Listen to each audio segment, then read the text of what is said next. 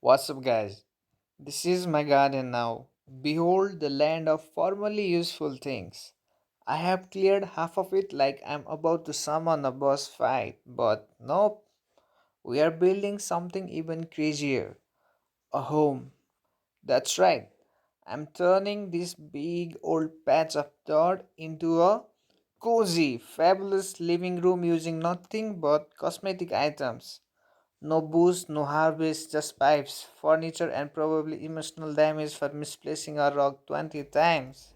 I have got a ton of cosmetic items, like enough to open my own fake IKEA, but sadly the game said, nah fam, 60 is your limit. So now it's a challenge. Can I build a stunning, cozy home with just 60 items? Probably. Will I cry every time I place the items? Maybe, absolutely. Let's do it. Minimalist masterpiece. Here we come. Let's start with the signboards. I am putting up main gardener, no trespassing, and keep out right at the front of my garden because nothing says warm and welcoming home like warning signs. If this place had a doorbell, it will probably bite you. Alright, it's time to start building. Let's place this fancy round entrance because every good home needs a dramatic way to walk in. I'm gonna line it up just right or at least close enough so it does not look like I placed it while blindfolded. Now it's time to put some plates on the floor. Don't worry, not the dinner kind. We are not eating off the grass just yet. I am talking about wooden plates, the fancy kind you walk on, because let's be honest, walking on the plain grass, what? Ew, we have standards. We are not forest goblins, we are garden decorators. So, I am gonna lay this down like a proper path, one plate at a time, making sure it looks clean, organized, and just a little bit interest worthy. Let's turn this random patch of dirt into a 5-star entrance. Let's go. We will complete the remaining pathway later. Wow, the signs are up. The pathway is down. Look at us. Already halfway to the being on a decor show. Now it's time to level up the class. Let's place this stone statue right next to the gate because nothing says fancy garden home like a giant rock pretending to be art. It is giving ancient vibes like this place has mystery and property value. Alright, it's time to build a small wall with bricks because every cozy home needs at least some structure even if it is mostly vibes.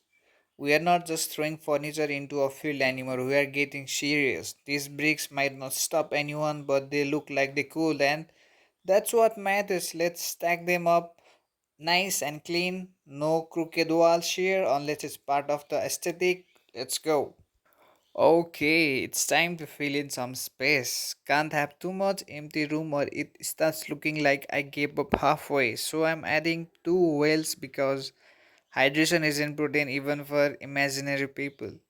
And then this thing, I don't even know what is this. Probably a fancy old school bathing space or maybe just a garden soap. I don't know.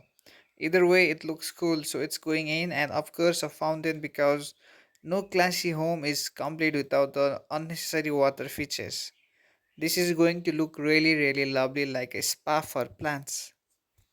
Now, in between the fountain and the wells, I'm going to add two sitting tables because what's the point of all this beauty if no one can sit down and admire it, right?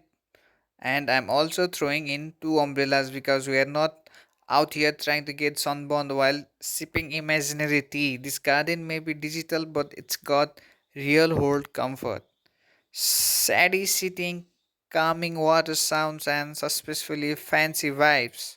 We are basically building a luxury resort for plant lovers. Now, I'm setting up a little fence on the left side, right near the well, because we need some boundaries. Not emotional ones, just the kind that say, hey, don't walk through this like it's a public property. It also makes the area feel more organized, like I actually had a plan instead of placing stuff randomly. Plus, it gives the whale its own VIP section, hydration, but make it exclusive. All right, now let's set up a bookshelf because even a garden home needs a spot where you pretend to read. Right next to it, I'm placing a small table, and on the table, oh yeah, we are going high tech with two mini televisions because one just is not enough when you are watching grass grow in 4K. In that same area, I'm also adding whatever this thing is. I don't know the actual name, but let's call it an old school boiler. I don't know, it's bonfire. The fire is blowing and the water is boiling. So I don't know what it is called, but it looks like something you will use to cook soup or summon stream spirits. And of course, I'm throwing in some torches for the vibes. Not only do they light things up, but they make the whole area feel like a dramatic movie scene. Very intense bookshelf energy. I put the other wheel on the other side, so I'm just changing the location of the wheel because I want it because I also want to build on that side, but the game says no fan. You can only play 60, so I have to be good. So I can only make in this area. So I'm gonna put another wheel here. So as you can see, it looks really good now.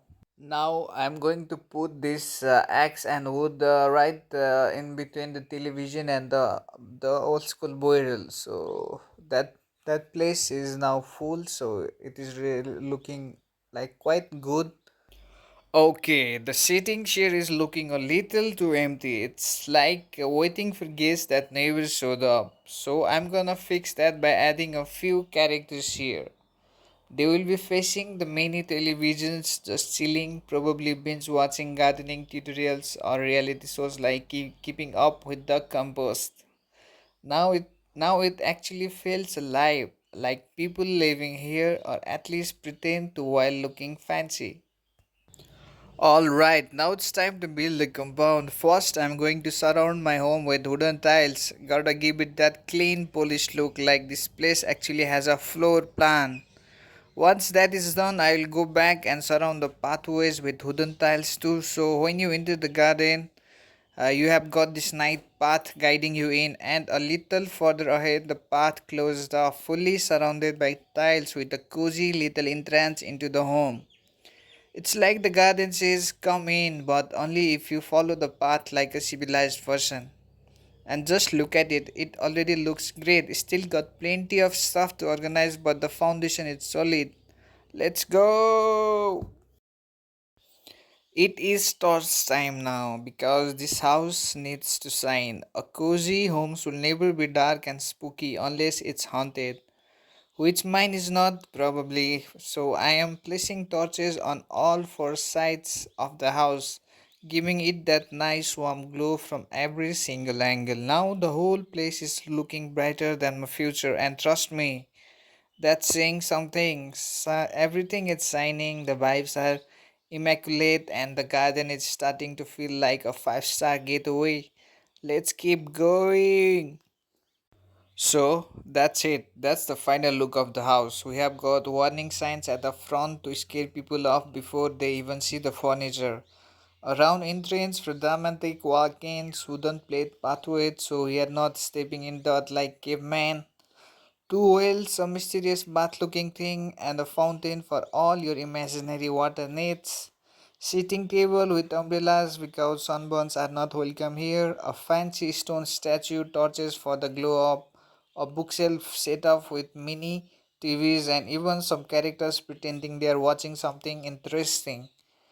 We built the whole compound with wooden tiles, adding a cozy fence, and made sure everything shines like it's on display for a home magazine. Honestly, it took forever. I placed, removed, and replaced everything like 50 times, but hey, we made it work. This house is cozy, stylish, and the way more organized than my real one. Let's go!